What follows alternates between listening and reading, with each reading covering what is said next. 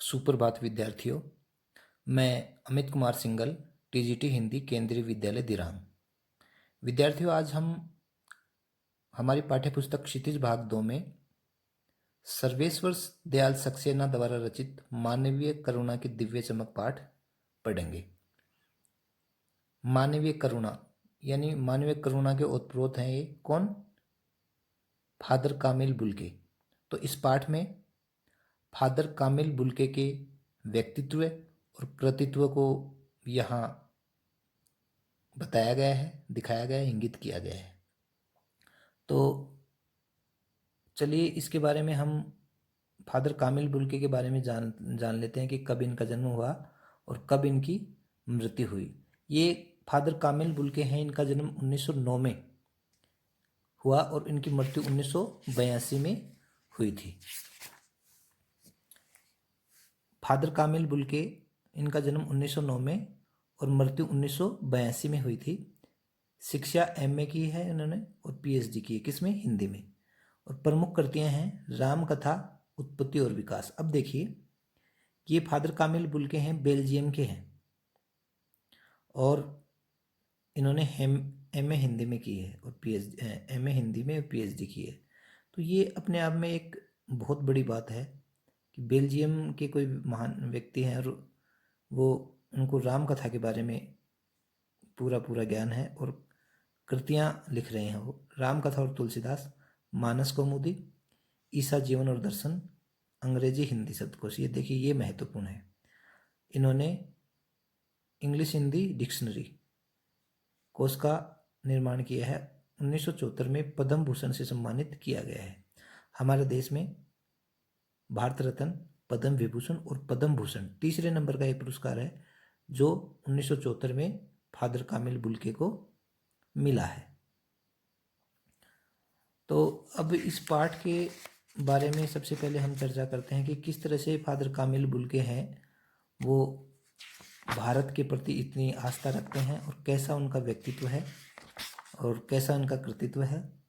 तो इस पाठ को पढ़ने से पहले हम जो पाठ के लेखक हैं सर्वेश्वर दयाल सक्सेना, उनके बारे में हम पढ़ेंगे। तो चलिए देखते हैं। सर्वेश्वर दयाल सक्सेना का जन्म 1927 में जिला बस्ती, उत्तर प्रदेश में हुआ। स्वतंत्रता से पहले इनका जन्म हुआ है और फादर कामिल बुल्के का जन्म भी 1909 में हुआ है, स्वतंत्रता से पहले, और इनका जन्म 1927 में हुआ है, 18 साल बाद हुआ है। उनकी उच्च शिक्षा इलाहाबाद में विश्वविद्यालय में हुई। किनकी? सर्वेश्वर दयाल सक्सेना की। वे अध्यापक, आकाशवाणी में सहायक प्रोड्यूसर, दिनमान के उपसंपादक और पराग के संपादक। दिनमान के उपसंपादक और पराग के संपादक, दो पत्र निकाले। दिनमान ये अगे ने भी निकाला है और पराग उपसंपादक, पराग के संपादक हैं। सन 1983 में उनका आकस्मिक निधन हो गया, यानी मरने वाले नहीं थे लेकिन अचानक इनकी डेथ हो गई, मृत्यु हो गई। सर्वेश्वर बहुमुखी प्रतिभा के साहित्यकार थे। बहुमुखी प्रतिभा के साहित्यकार थे। वे कहानीकार, उपन्यासकार, निबंधकार और नाटककार थे। कहानियां भी लिखी हैं, उपन्यास भी लिखे हैं, निबंध भी लिखे हैं और नाटक भी लिखे हैं। सर्वेश्वर की प्रमुख कृतियां हैं काठ की घंटियां, कुआनो नदी, जंगल का दर्द, खूंटियों पर टंगे लोग। ये क्या है? इनकी कविता संग्रह है। कुआनो नदी के बारे में तो एक अच्छी टिप्पणी मैंने पढ़ी थी कि नई कविता के विकास में सर्वेश्वर का सर्जन एक अलग से पहचान लिए हुए है। नए कवियों में तो वे आगे से भी आगे हैं, उन्होंने जिस बात आगे से भी आगे हैं। उनकी कविताएं के बारे में बताया गया है। पागल, कुत्तों का मसीहा, सोया हुआ जल, ये उपन्यास है। लड़ाई इनका कहानी संग्रह है। पागल, कुत्तों का मसीहा, सोया हुआ जल क्या है? इनके उपन्यास है।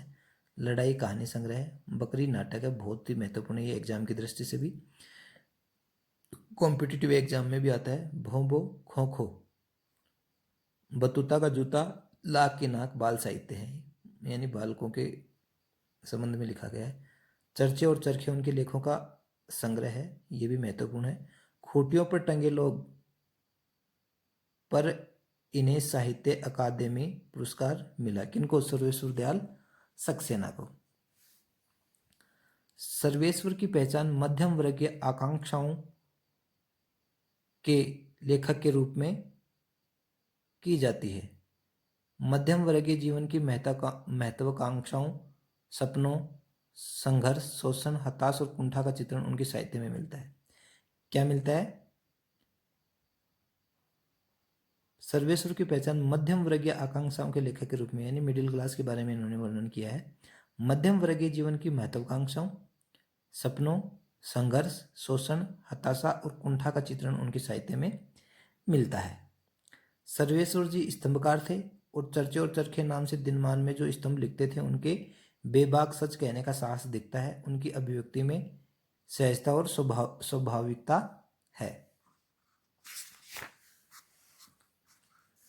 संस्मरण स्मृतियों से बनता है। स्मरण यानी याद, तो याद किसे कहते हैं? स्मृति को कहते हैं। संस्मरण किससे बनता है? स्मृतियों से, और स्मृतियों की विश्वसनीयता से महत्वपूर्ण बनाती हैं। फादर कामिल बुल्के पर लिखा सर्वेश्वर का यह संस्मरण इस कसौटी पर खरा उतरता है। अपने को भारतीय कहने वाले फादर बुल्के जन्म तो बेल्जियम यूरोप के रेम्स चैपल शहर में।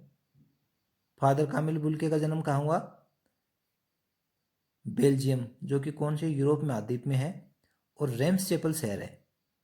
रेम्स चैपल शहर में जो गिरजों, पादरियों, धर्मगुरुओं और संतों की भूमि कही जाती है, परंतु उन्होंने अपनी कर्म भूमि बनाया भारत को। जन्म हुआ रेम्स चैपल शहर में हुआ, बेल्जियम के, और लेकिन कर्म भूमि यानी काम कहाँ किया? भारत में। फादर बुल्के एक सन्यासी थे, परंतु पारंपरिक अर्थ में नहीं। पारंपरिक अर्थ में हम ये जान लेते हैं कि कोई भगवा चोला पहना होगा, बहुत गले में मालाएं पहन रखी होगी, ऐसे उस अर्थ में नहीं थे। एक सन्यासी थे। कैसे? व्यक्तित्व से। सर्वेश्वर का फादर बुल्के से अंतरंग संबंध था, यानी गहरा संबंध था, जिसकी झलक हमें इस संस्मरण में मिलती है। इस पाठ में भी आएगा, ये बात आएगी। लेखक का मानना है कि जब तक राम कथा है, इस विदेशी भारतीय साधु को याद किया जाएगा तथा उन्हें हिंदी भाषा और बोलियों के अगाध प्रेम का उदाहरण माना जाएगा। यानी जब तक राम कथा रहेगी तब तक विदेशी साधु कौन है? फादर बुल्के, उनको याद किया जाएगा तथा उन्हें हिंदी भाषा और बोलियों के अगाध प्रेम का उदाहरण माना जाएगा। हिंदी भाषा और बोलियों से उन्हें अगाध प्रेम था, यानी बहुत ज़्यादा प्रेम था। इनका उदाहरण माना जाएगा। किसको? फादर कामिल बुल्के को। अब देखते हैं, ये पाठ देखते हैं। फादर को जहरबाद से नहीं मरना चाहिए था। जहरबाद एक फोड़ा है, नासूर है, जिसकी रगों में दूसरे के लिए मिठास भरे अमृत के अतिरिक्त और कुछ नहीं हो। जिसकी रगों में, यानी रगों में क्या? खून बहता है। रगों में दूसरों के लिए मिठास भरे अमृत के अतिरिक्त और कुछ नहीं था, उसके लिए इस जहर का विधान क्यों? यह सवाल किस ईश्वर से पूछें? प्रभु की आस्था ही जिसका अस्तित्व था, वह देह की इस यातना की परीक्षा उम्र की आखिरी देहरी पर क्यों दे? एक लंबी पादरी के सफेद चोगे से ढकी आकृति सामने है। गोरा रंग, सफेद झाई मारती भूरी दाढ़ी, नीली आंखें, बाहें खोले गले लगाने को आतुर, इतनी ममता, इतना अपनत्व इस साधु में अपने हर एक प्रियजन के लिए उमड़ता रहता था। यानी देखिए, इनका रेखा चित्र है कैसा। गोरा रंग है, सफेद झाई मारती भूरी दाढ़ी है, नीली आंखें, बोहें खोले गले लगाने को आतुर, इतनी ममता, इतना अपनत्व इस साधु में अपने हर प्रियजन के लिए उमड़ता रहता था।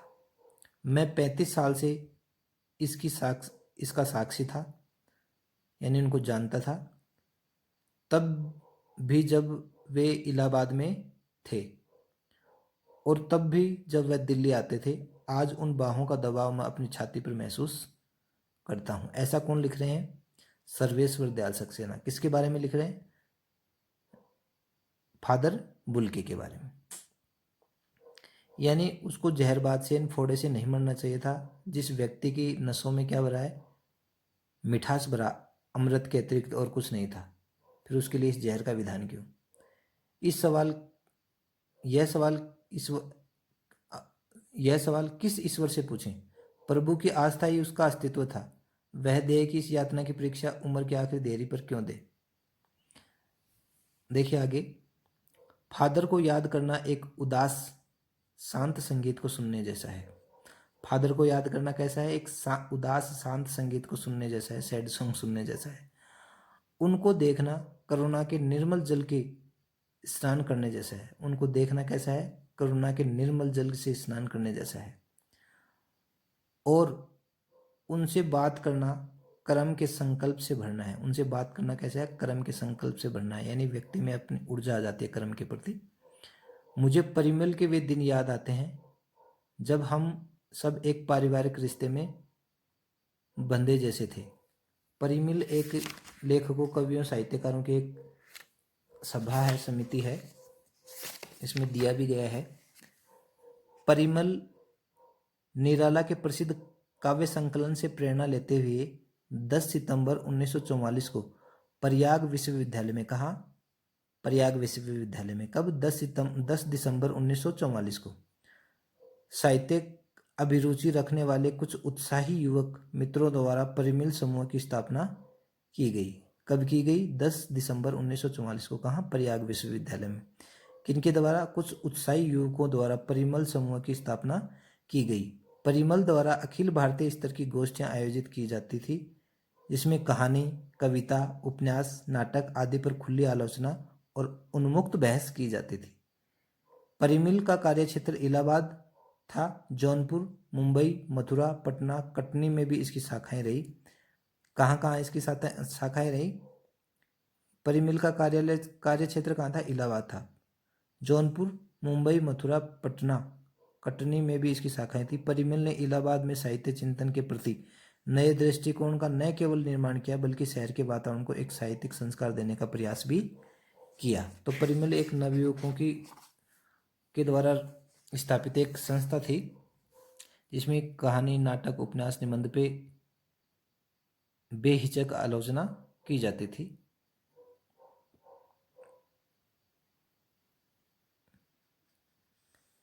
मुझे परिमल के वे दिन याद आते हैं। कौन लिख रहा है? सर्वेश्वर दयाल सक्सेना।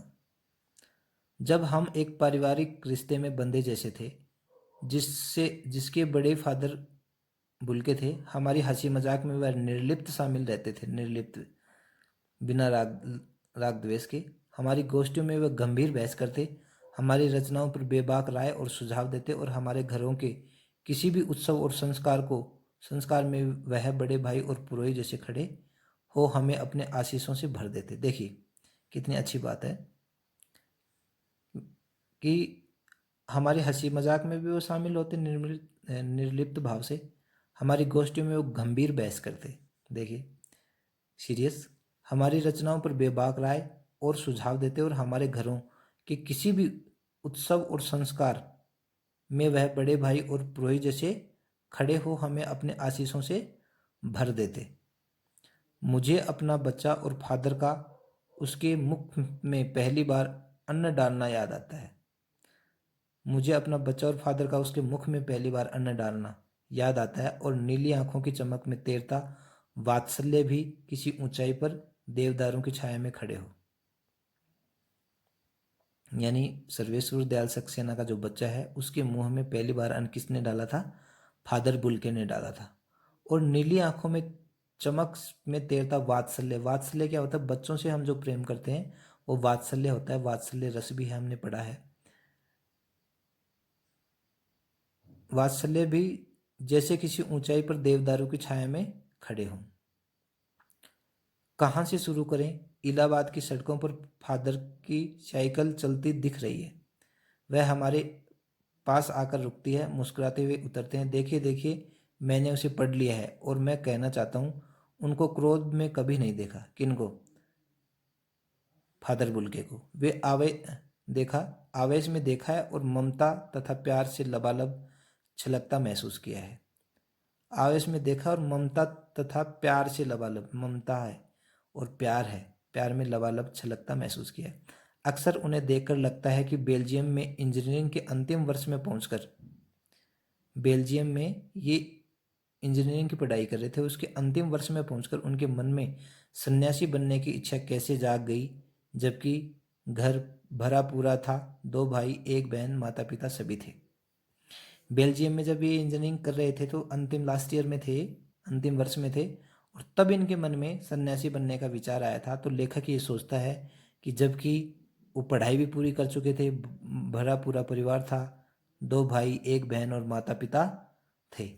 तो अब देखिए यहाँ इस पाठ में फादर बुल्के को एक दिव्य करुणा की चमक के रूप में दिखाया गया है। दूसरों के प्रति वो क्या रखते हैं, ममता और प्यार से लबालब रहते हैं, और उनकी आंखों में क्या तैरता रहता था, वात्सल्य तैरता रहता था।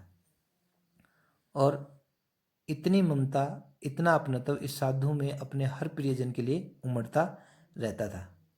मैं 35 साल से इस बात का साक्षी इसका साक्षी था, और आज भी उनकी बाहों के दबाव में अपनी छाती पर महसूस करता हूँ। यानी उनके मन में दूसरों के प्रति प्यार, प्रेम, मोहब्बत बसी हुई थी। तो विद्यार्थियों, इसके आगे हम अगले वीडियो में इस पाठ को देखेंगे। नमस्कार।